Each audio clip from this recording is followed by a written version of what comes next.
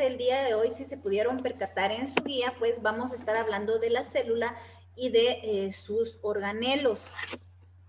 Recordemos nosotros que las células pues son muy importantes para el funcionamiento de nuestro organismo. La organización, dice, del sistema nervioso es estructural y todas las estructuras del sistema se clasifican como pertenecientes al sistema nervioso central. Aquí podemos mencionar varios, chicos. Por ejemplo, tenemos acá el encéfalo.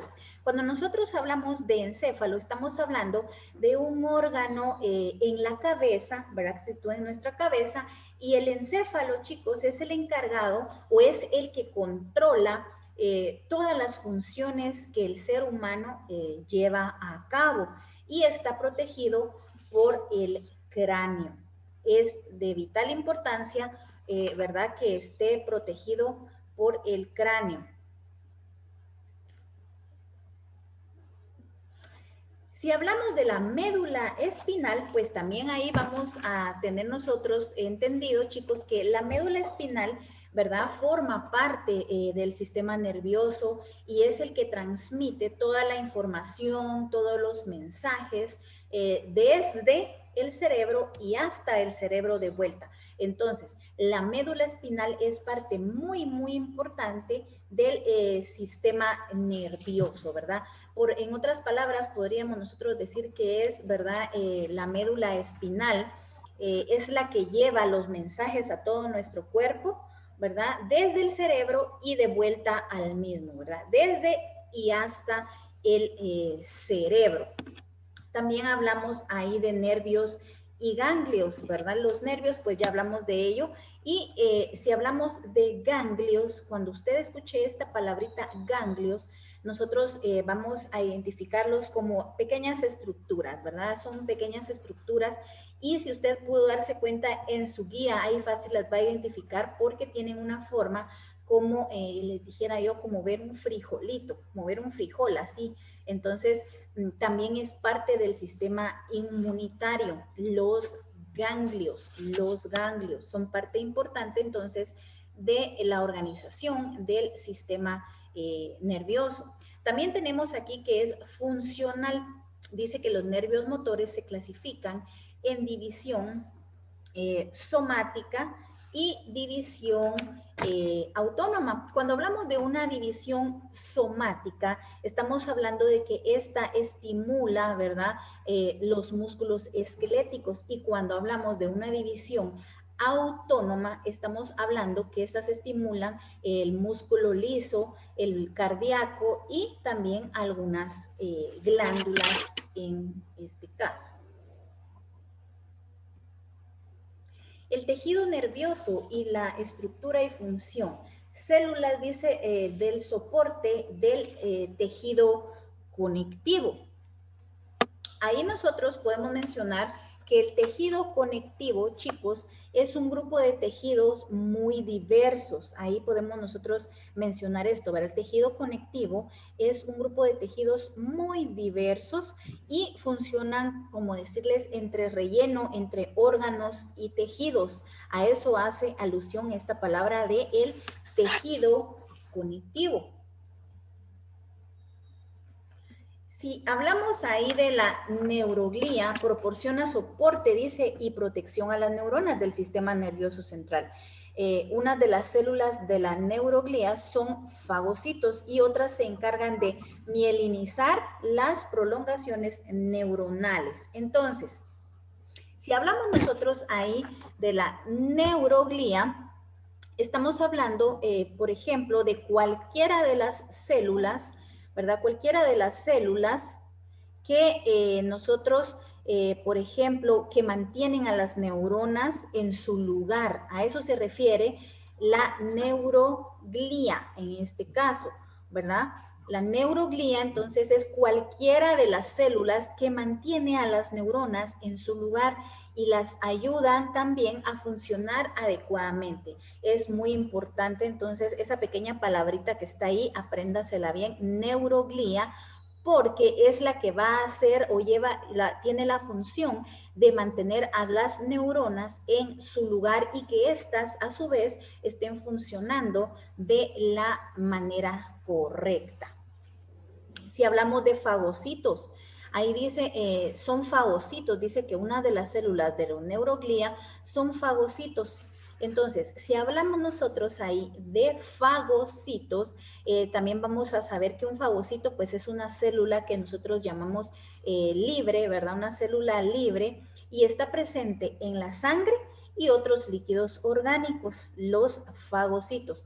Esta captura y digiere partículas en sí. Esa es su función, ¿verdad? Principalmente lo que esta digiere, estas partículas que digiere, son especialmente los microbios, Y dice que hay otras células que se encargan de mielinizar.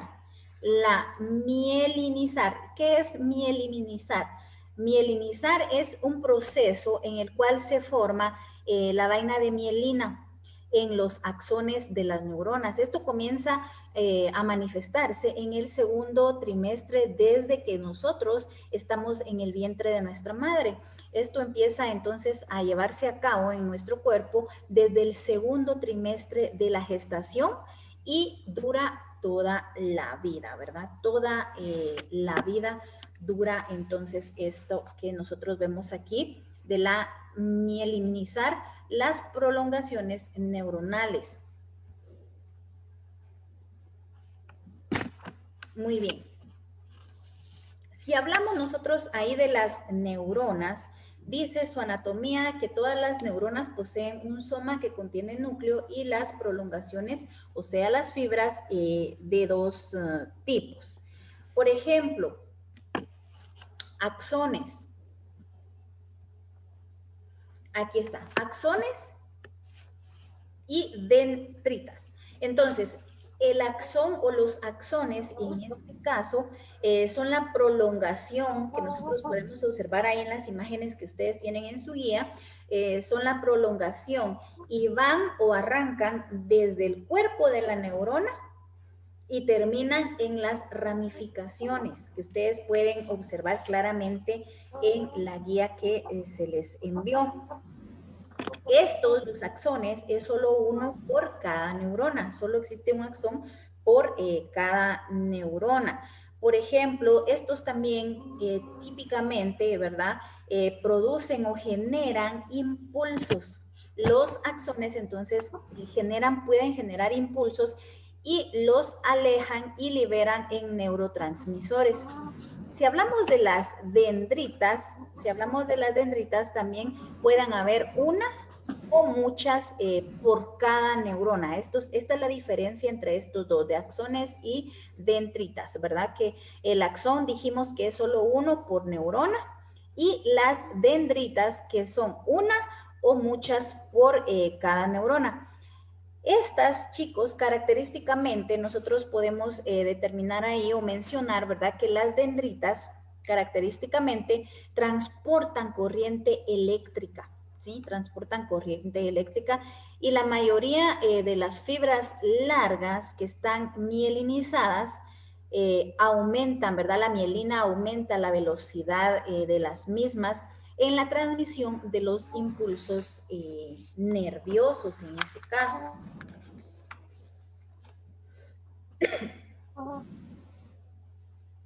Clasificación.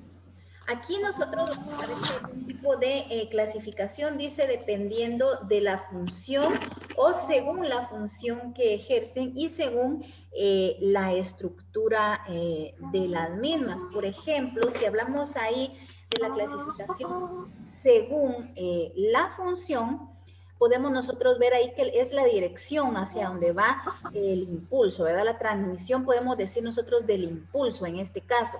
Las neuronas podemos nosotros también mencionar acá que se clasifican en sensitivas, motoras y neuronas de asociación. Los extremos de las dendritas están desnudos, o sea, no tienen recubrimiento alguno y se asocian con un receptor sensorial. Si hablamos de la clasificación según la estructura, ahí podemos nosotros mencionar también que hay neuronas unipolares. Cuando hablamos de unipolares, bipolares, multipolares, ¿verdad? Estos términos pues solo nos hacen referencia a nosotros al número de prolongaciones que salen de cada una.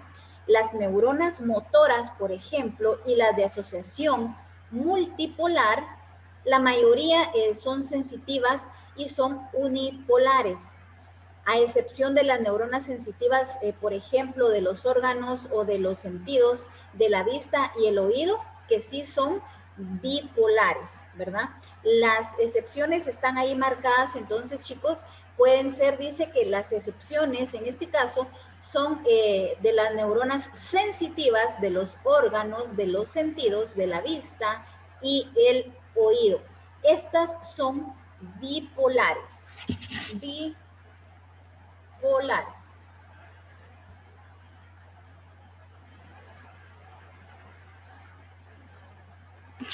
Muy bien. Y también tenemos como inciso C la fisiología. Ahí me dice que un impulso nervioso es un proceso electroquímico. Es un proceso electroquímico.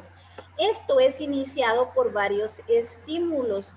Por ejemplo, que cambian, ¿verdad?, la permeabilidad de la membrana plasmática neuronal, permitiendo que los iones de sodio entren a la célula y sin causarles algún tipo de modificación. Si nosotros hablamos ahí, chicos, de algo permeable, en este caso la permeabilidad que me menciona a mí acá, quiere decir la capacidad que tiene, por ejemplo, un material de permitirle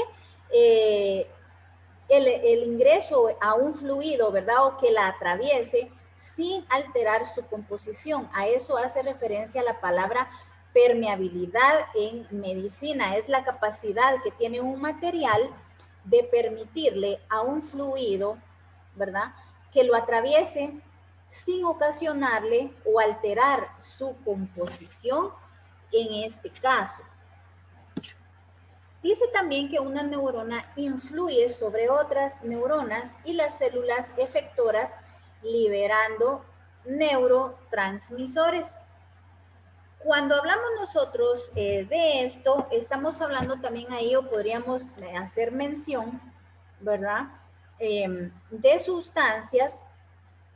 Podemos nosotros aquí hablar de sustancias químicas que atraviesan una hendidura y se unen a los receptores de la célula. A eso hace referencia en este caso. Por ejemplo, el resultado de este proceso del que estamos hablando, del número 2, una neurona influye sobre otras neuronas, ahí también podemos nosotros mencionar que el resultado de este proceso es la apertura de canales iónicos. Es la apertura de canales iónicos. ¿Y qué es un ión? Así, o los iones. ¿Qué son los iones o qué es un ión? Pues es un átomo o grupo de átomos, ¿verdad?, que tienen una carga eléctrica. A eso le llamamos nosotros ión. Ión, que son átomos o grupos de átomos, ¿verdad?, que tienen una carga eléctrica. Entonces, si nosotros hacemos alusión también ahí al reflejo, dice, un reflejo es una respuesta rápida y predecible a un estímulo. Hay dos tipos, ¿verdad? Aquí podemos mencionar nosotros dos tipos y podemos identificarlos de la siguiente manera. Hay autónomos y hay somáticos, ¿verdad? Hay autónomos y hay somáticos. El número mínimo de componentes de un arco es 4. Podemos mencionar acá que hay un receptor, podemos ver un efector, está la neurona en sí, y sensitiva y neurona motora. La mayoría dice que también obtienen también una neurona de asociación. También hay reflejos normales que indican un funcionamiento normal del sistema nervioso en este caso. Entonces, chicos, ahí podemos nosotros identificar claramente cuál es la organización que tenemos nosotros en nuestro organismo sobre el sistema nervioso, ¿verdad? La organización del sistema nervioso. Entonces, hoy vimos que puede ser estructural, puede ser funcional. También hablamos de esto, ¿verdad? De que todas las estructuras del sistema nervioso se clasifican como pertenecientes al mismo, al sistema nervioso central. Y hablábamos de las partes del mismo, ¿verdad? El encéfalo, mencionamos médula espinal, mencionamos ganglios.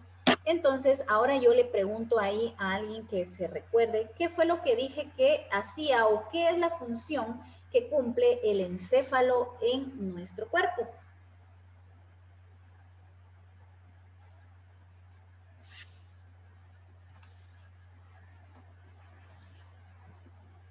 ¿O dónde se encuentra el encéfalo?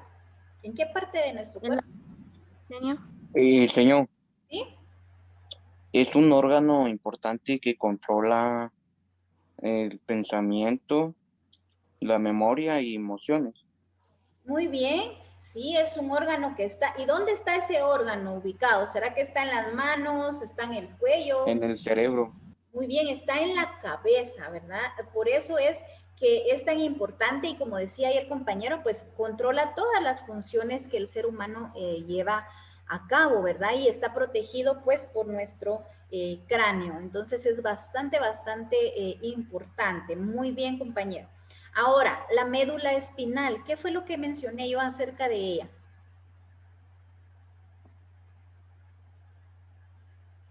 Es muy importante el sistema nervioso. Es muy importante, es una parte muy importante del sistema nervioso. ¿Y qué es lo que hace o qué es lo que lleva a cabo Señor, la, ¿sí? Transmite transmite los información a nuestro mensajes cuerpo. a todo el organismo. Muy bien, transmite mensajes, dice ahí, muy bien, transmite los mensajes desde y hasta el cerebro, ¿verdad? Desde el cerebro y vuelta hasta el cerebro. Muy bien. Estos entonces, chicos, son muy importantes, el encéfalo y la médula espinal. En este caso, ¿verdad? Hablando siempre de las funciones del cerebro en sí. Entonces, ahora vimos la importancia que tienen las células en nuestro organismo y siempre pues hablando del sistema nervioso central, ¿verdad? Muy bien, chicos, entonces